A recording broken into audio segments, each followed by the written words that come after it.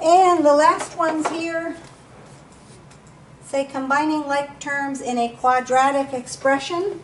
Again, your quadratic expression means your highest degree is a squared term. We have an 8x squared and a minus 11x squared.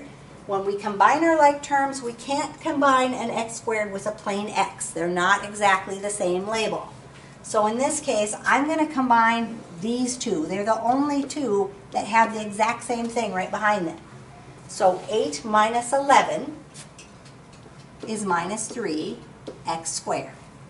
The other two terms I can't put together, they're just going to come down. I have a plus 9x and a minus 6, and so my answer is negative 3x squared plus 9x minus 6.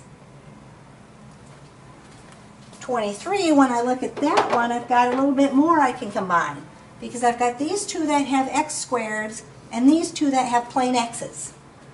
So negative 18x squared plus 17x squared.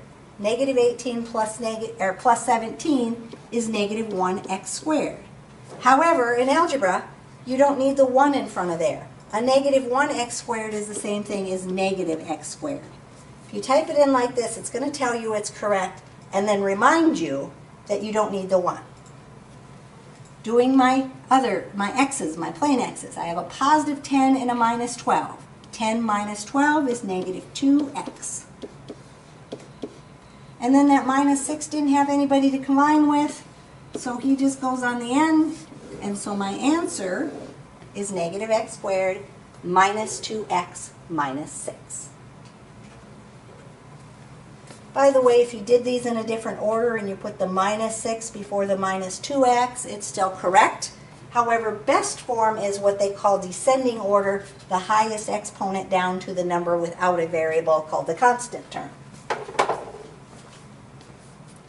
And number 24, looking at this one, combining my like terms, I just have this one, negative 7x squared. There's nothing to put with it, so it's going to stay negative 7x squared. Then I've got these two with x's. I've got a 6x minus a 6x.